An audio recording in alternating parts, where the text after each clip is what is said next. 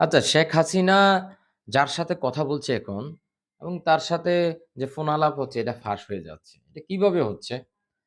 অনেকেই প্রশ্ন করছেন যে শেখ হাসিনা ভারতে থাকছেন, ভারতের নেটওয়ার্ক ব্যবহার করছেন এবং যাকে কল দিচ্ছেন তিনি আমেরিকায় থাকছেন। আমেরিকার নেটওয়ার্ক তিনি ব্যবহার করছেন। আমেরিকা এবং ভারতের নেটওয়ার্ক কাজ হচ্ছে। সো ঠিক এইখানে আ বাংলাদেশে মানে ফাঁস হয়ে যাচ্ছে কিভাবে? বাংলাদেশের কেউ কি এটা মানে কল রেকর্ডটা করছে? এখন দেখেন ঘটনা ৩ ধরনের হতে পারে। এক হচ্ছে শেখ হাসিনা নিজেই এটা রেকর্ড করে স মানে সাপ্লাই করছেন যে ফাঁস করে দেওয়ার জন্যে। ২ হচ্ছে যাকে কল দিয়েছে সে রেকর্ড করছে এবং শেখ হাসিনার অনুমতি নিয়েই এবং ফাঁস করবে। দেখেন না কল দিলে আপা, আপা, আপা, আপা, আপা, আপা করতে, করতে ফেনা উঠে যাচ্ছে। আমি তো সিউর সে ফাঁস করবে না। আপার সাথে এত কথা হইছে সে ফাঁস করবে না।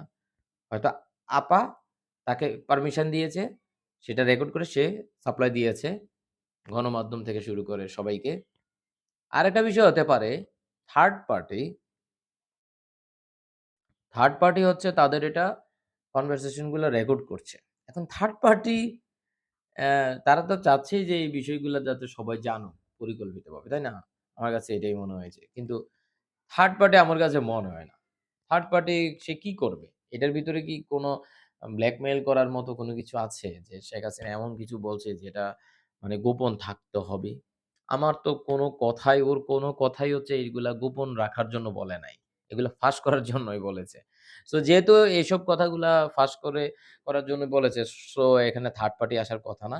এখানে হয় শেখ হাসিনা নাইলে হচ্ছে যাকে কল দিয়েছে সে, নাইলে হচ্ছে ২ জনে খুব সুন্দর চমৎকারভাবে কল করে আ অথবা কোনো অন্য একটা থার্ড ডিভাইস দিয়ে রেকর্ডার দিয়ে রেকর্ড করেছে। যে কারণে হচ্ছে যে এটা খুব সুন্দর চমৎকার রেকর্ডিং হয়েছে এবং খুব সুন্দর চমৎকারভাবে আমরা কিন্তু কথা বুঝতে পারছি। ঠিক আছে? এই হইলো অবস্থা। আর এটা করার কারণটা আসলে কি? এটার কারণটা হচ্ছে বর্তমানে বাংলাদেশের যে গভর্নমেন্ট আছে, এই গভর্নমেন্টকে হচ্ছে একটা অস্থিতিশীল পর্যায়ে নিয়ে যাওয়ার জন্য ওরা হচ্ছে এই কাজগুলো করবে। এই কাজগুলো করলে আরো বেশি আলোচনা হবে। শেখ হাসিনার যে অন্যান্য বিষয়গুলা নেগেটিভ ইস্যু গুলা ছিল, যেমন ৮০০ প্লাস ছাত্র আ হত্যাকাণ্ড, তারপর হচ্ছে হাজার, হাজার মানুষ হচ্ছে আহত হয়েছে, পঙ্গু হয়েছে, অনেক ছাত্রের চোখ চলে গেছে। অ্যা অনে আবার যাদের হচ্ছে পরিচয় পাওয়া যায় নাই, তাদেরকে দাফন করেছে। সো অনেক ইস্যু আছে। এটা তো জাস্ট এই জুলাই আগস্টকে কেন্দ্র করে। এর বাইরে আয়নাঘর আছে, পিলখানা হত্যাকাণ্ড এখন তো একদম ওপেন। সবাই ওপেন আলোচনা করছে যে এটার পিছনে মাস্টার মাইন্ড আসলে কে? সো সবকিছু মিলিয়ে এই হইলো অবস্থা। সো আপনাদের কাছে আসলে কি মনে হয়? এই ফোন কল কেন ফাঁস হচ্ছে? আপনাদের কাছে অন্য কোনো আ কিছু মনে হচ্ছে কিনা? সেটা আপনারা একটু কমেন্টে জানাবেন।